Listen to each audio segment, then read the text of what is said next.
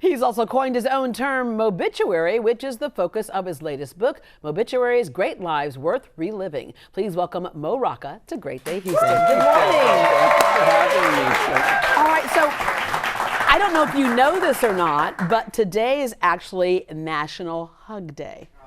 Yeah, I did not know that. It is. No. Okay. Yes. Let's do the whole segment. Yes, just like this, the whole interview, just like this, just to the point where it becomes awkward. Sit down. Okay. Okay. So, tell us a little bit about yourself. I always say we know where people are. We don't know how they got there. Were you that curious kid growing up? I was that kid who, with the 1974 World Book Encyclopedia, yes, which I loved and still lines the bedroom of my apartment in New York City. I cherish it so much. I would come home every day after elementary school and junior high and lie on my stomach on the red carpet in the family room and just page through those volumes. I loved the encyclopedia. I just loved scooping up all those facts. Yeah, you and I would have been friends because I would brag at school, I'm on T right now on the encyclopedias. I'm on T. Is that right? No, I brag about it. Yeah, I thought that was a cool thing. They didn't quite think I was that cool, but it was neat because you got to go around the world without going Tanzania, anywhere, the capital, right? Dar es Salaam. I remember the T. You see, there you go. And I remember the moment I looked at the Britannica and I said, it's saying Soviet Union here. It's not a union anymore, right? Things changed. Yes, that's right. And I memorized the capital of every country in the world. And when the Soviet Union fell apart in 1990, I almost had a nervous breakdown because there were all those new countries. Again. Right. All right. So the power of a book, the power of telling a good story. When did you really learn that? I learned it actually when I lived in Dallas, rival city, I know, right? Rival, but I worked on a TV show called Wishbone, a kids' TV show for PBS about a dog, a Jack Russell Terrier, who would retell great stories from literature. And that was storytelling boot camp for me because we were taking great novels, great stories, and boiling them down to half-hour versions for kids, and it made you really think about how to tell the story. Yeah. All right. When you were growing up, when you say, when I grow up, I want to be? On Broadway. I was obsessed with the musical Cats. I know everyone's trashing the movie. Back off. I grew up in Washington, D.C., and so my parents would take me once a year up on the Amtrak train to go to see a Broadway show.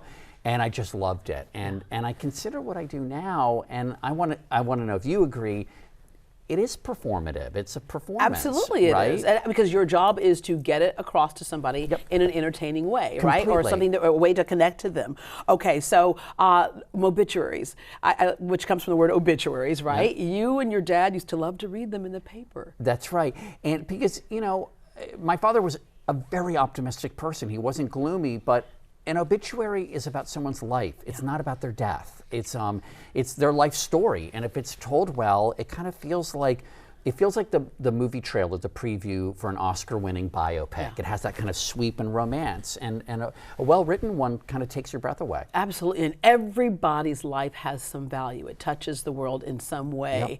Yep. In this book, you have people who are celebrities, and then you have people that people may not even know about. Okay, so Thomas Paine, one of our founding fathers. Yeah, Thomas Paine wrote Common Sense, which, based on the population of the time, is the widest circulating American publication in history. That and Uncle Tom's Cabin are 1 and 2.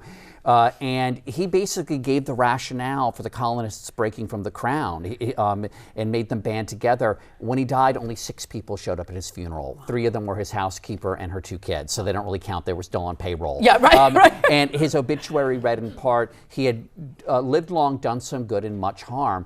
And there are many reasons for this. One of them is that he had a pretty terrible personality. And he was the founding father who just never knew how to turn it off. Like, you'd go to dinner with him and he only wanted to talk about the issues.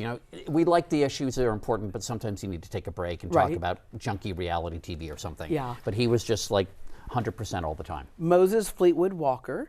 Moses Fleetwood Walker, 63 years before Jackie Robinson, was really the first African-American man to play what passed for Major League Baseball. And the MLB is recognizing him more and more, but he played in Toledo.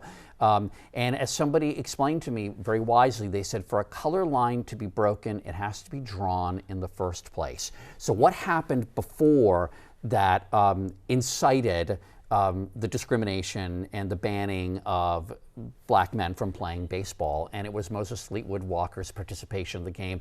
A famous player, white player from way back named Cap Anson said, "I don't want him on the field," and that basically created the barrier that was then broken by Jackie Robinson. And that's a story that would be very new to a lot of people, but then other people who are much more famous, we felt like we knew everything about, you still would find out things about them.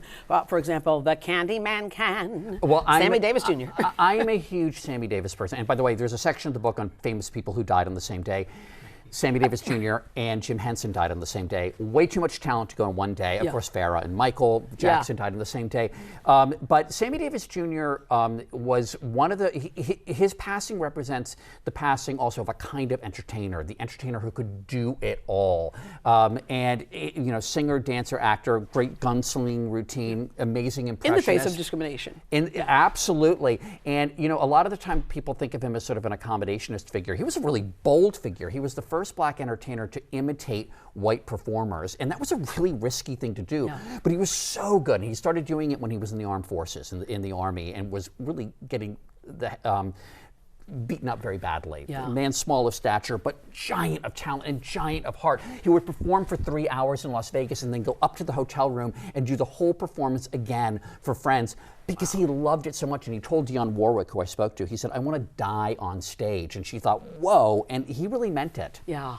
All right, even the death of the station wagon, which is now coming back. I mean, like Ferrari has what looks like a station wagon to me. I love that. Well, so the station wagon, the last one rolled off the line in 2011. It was a Volvo, but it really died with the emergence of the minivan in the early 80s. I loved the station wagon. Yes, the way back, we know it was a death chamber, but I loved nothing more than when my mother or father would make a wide turn and getting buffeted against the side. Especially if you sat in the back and you like roll over. So much fun. As a child, I had a fantasy of what if I could get inside of the dryer and turn it on so I could have that same sensation. I'm glad I didn't figure out how to do that. but it had to be the Woody edition station wagon. That was the supreme. The Woody, because the original station wagons were made all of wood, which is why they were called Woodies. And the reason it was called a station wagon is it wasn't for transporting families. It was for picking up people and supplies from railroad stations and transporting them. And that's how it got the name station wagon.